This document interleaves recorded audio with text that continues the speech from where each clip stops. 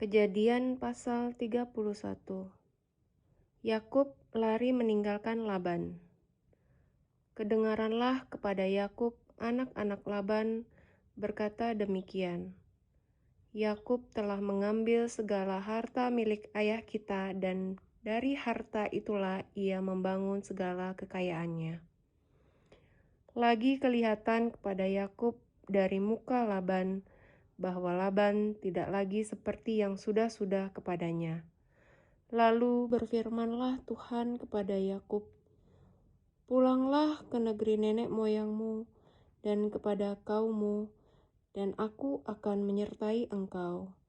Sesudah itu, Yakub menyuruh memanggil Rahel dan Lea untuk datang ke padang, ke tempat kambing dombanya. Lalu ia berkata kepada mereka, "Telah kulihat dari muka ayahmu bahwa ia tidak lagi seperti yang sudah-sudah kepadaku. Tetapi Allah ayahku menyertai aku, juga kamu sendiri tahu bahwa aku telah bekerja sekuat-kuatku pada ayahmu. Tetapi ayahmu telah berlaku curang kepadaku dan telah 10 kali mengubah upahku, tetapi Allah tidak membiarkan dia berbuat jahat kepadaku. Apabila ia berkata, yang berbintik-bintiklah akan menjadi upahmu, maka segala kambing domba itu beroleh anak yang berbintik-bintik. Dan apabila ia berkata, yang bercoreng-corenglah akan menjadi upahmu, maka segala kambing domba itu beroleh anak yang bercoreng-coreng. Demikianlah Allah mengambil ternak ayahmu dan memberikannya kepadaku. Pada suatu kali, pada saat kambing domba itu suka berkelamin, maka aku bermimpi dan melihat bahwa jantan-jantan yang menjantani kambing domba itu bercoreng-coreng, berbintik-bintik dan berbelang-belang. Dan malaikat Allah berfirman kepadaku dalam mimpi itu, "Yakub," jawabku, "Ya Tuhan." Lalu ia berfirman, "Angkatlah mukamu dan lihatlah bahwa segala jantan yang menjantani kambing domba itu bercoreng-coreng, berbintik-bintik dan berbelang-belang. Sebab telah kulihat semua yang dilakukan oleh Laban itu kepadamu. Akulah Allah yang di Betel itu, di mana engkau mengurapi tugu dan di mana engkau bernazar kepadaku.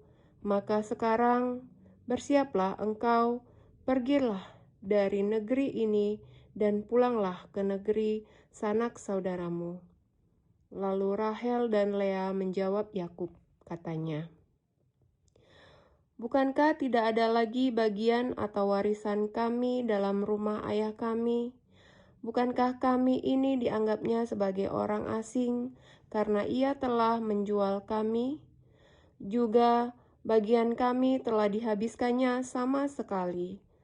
Tetapi segala kekayaan yang telah diambil Allah dari ayah kami adalah milik kami dan anak-anak kami. Maka sekarang perbuatlah segala yang difirmankan Allah kepadamu." Lalu bersiaplah Yakub, dinaikkannya anak-anaknya dan istri-istrinya ke atas unta. Digiringnya seluruh ternaknya dan segala apa yang telah diperolehnya, yakni ternak kepunyaannya yang telah diperolehnya di Padan Aram, dengan maksud pergi kepada Ishak ayahnya ke tanah Kanaan. Adapun Laban telah pergi menggunting bulu domba-dombanya. Ketika itulah Rahel mencuri terafim ayahnya, dan Yakub mengakali Laban, orang Aram itu, dengan tidak memberitahukan kepadanya bahwa ia mau lari. Demikianlah ia lari dengan segala harta miliknya. Ia berangkat menyeberangi sungai Efrat dan berjalan menuju pegunungan Gilead. Laban mengejar Yakub. Ketika pada hari ketiga dikabarkan kepada Laban bahwa Yakub telah lari Dibawanyalah sanak saudaranya bersama-sama dikejarnya Yakub 7 hari perjalanan jauhnya.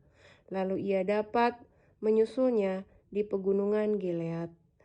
Pada waktu malam, datanglah Allah dalam suatu mimpi kepada Laban, orang Aram itu, serta berfirman kepadanya, "Jagalah baik-baik supaya engkau jangan mengatai Yakub dengan sepatah kata pun." Ketika Laban sampai kepada Yakub, Yakub telah memasang kemahnya di pegunungan. Juga Laban dengan sanak saudaranya telah memasang kemahnya di pegunungan Gilead. Berkatalah Laban kepada Yakub, "Apakah yang telah kau perbuat ini? Maka engkau mengakali aku dan mengangkut anak-anakku perempuan sebagai orang tawanan. Mengapa engkau lari diam-diam dan mengakali aku? Mengapa engkau tidak memberitahu kepadaku, supaya aku mengantarkan engkau dengan sukacita dan nyanyian dengan rebana dan kecapi? Lagi pula, engkau tidak memberikan aku kesempatan untuk mencium cucu-cucuku laki-laki dan anak-anakku perempuan. Memang bodoh perbuatanmu ini. Aku ini berkuasa untuk berbuat jahat kepadamu. Tetapi Allah ayahmu telah berfirman kepadaku tadi malam, jagalah baik-baik, jangan engkau mengatai Yakub dengan sepatah kata pun. Maka sekarang kalau memang engkau harus pergi semata-mata karena sangat rindu ke rumah ayahmu, mengapa engkau mencuri dewa-dewaku?" Lalu Yakub menjawab Laban, "Aku takut karena pikirku, jangan-jangan engkau merampas anak-anakmu itu daripadaku. Tetapi pada siapa engkau menemui dewa-dewamu itu, janganlah ia hidup lagi. Periksalah di depan saudara-saudara kita segala barang yang ada padaku dan ambillah barangmu."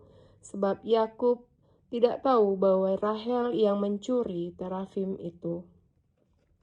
Lalu masuklah Laban ke dalam kemah Yakub dan ke dalam kemah Lea dan ke dalam kemah kedua budak perempuan itu. Tetapi terafim itu tidak ditemuinya. Setelah keluar dari kemah Lea, ia masuk ke dalam kemah Rahel. Tetapi Rahel telah mengambil terafim itu dan memasukkannya ke dalam pelana untanya dan duduk di atasnya. Laban menggeledah seluruh kemah itu, tetapi terafim itu tidak ditemuinya. Lalu kata Rahel kepada ayahnya, "Janganlah Bapak marah, karena aku tidak dapat bangun berdiri di depanmu, sebab aku sedang haid." Dan Laban mencari dengan teliti, tetapi ia tidak menemui terafim itu. Lalu hati Yakub panas dan bertengkar dengan Laban. Ia berkata kepada Laban, "Apakah kesalahanku? Apakah dosaku, maka engkau memburu aku sehebat itu?